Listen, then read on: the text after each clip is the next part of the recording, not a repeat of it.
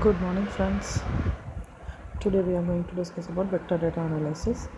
In last class, we have learned how to analyze or interpret the raster data or raster data models. In this, we are going to discuss the analysis of vector data. Before that, we have already discussed in the lecture data model, that is, the data in vector model will be have points, lines, and areas, etc.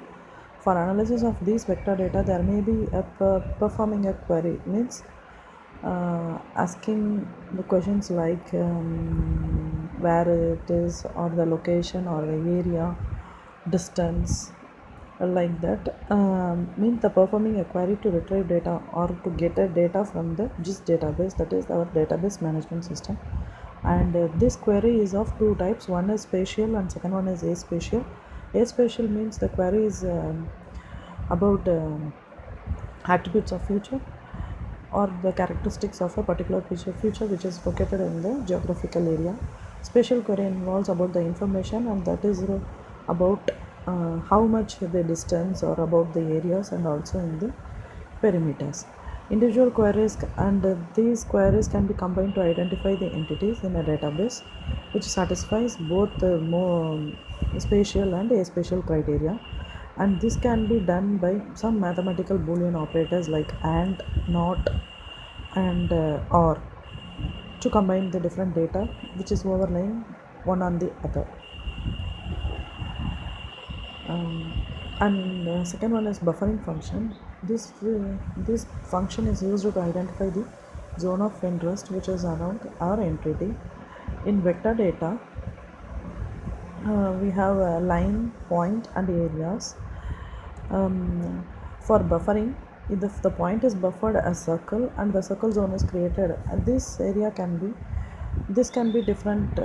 Maybe if maybe this buffering zone may be fixed or maybe varying with according to the features of attributes. This buffering can be done with both points, lines, and areas.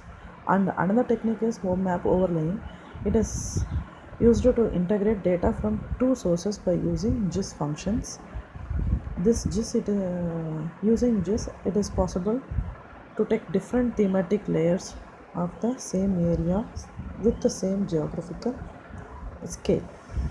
With that, we have many applications. At one level, there may be a visual comparison for overlaying. This involves merging of data from two or more sources to create a new data, and this needs two associated disciplines of geometry and topography of a particular geographical data. Excuse me. This map overlaying is of three types. First one is point in polygon, second line in polygon, third one is polygon in polygon. This figure shows the complexity of overlaying operations. First, point in polygon, we can easily identify uh, the polygon in which the points falls. For example, the meteorological stations as points 1, 2, 3, and the land as in a polygon map. And second one is line in polygon. It is quite complicated.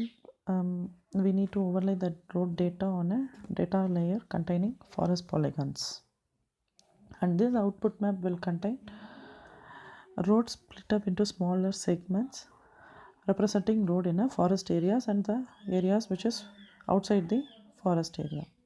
And third one is polygon on polygon. This shows the area of forestry in resort areas. This resort has separate boundary in the second polygon. We can get three output polygon using our mathematical boolean operations or not and not.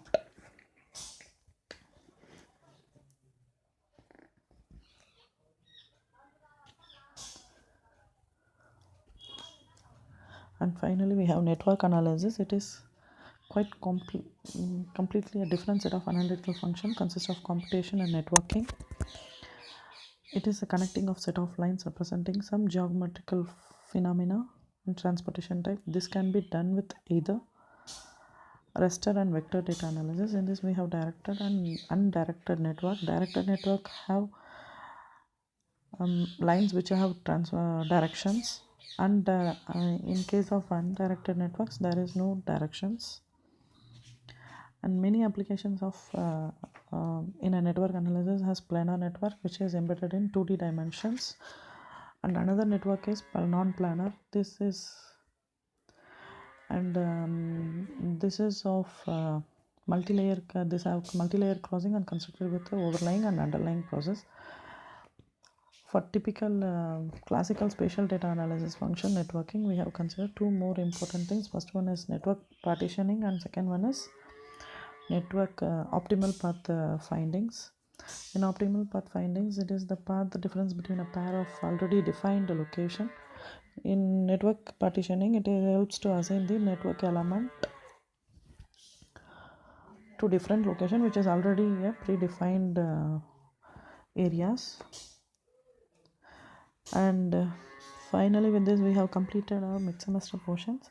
Friends, kindly go through the materials which I have uploaded in our Google Classroom.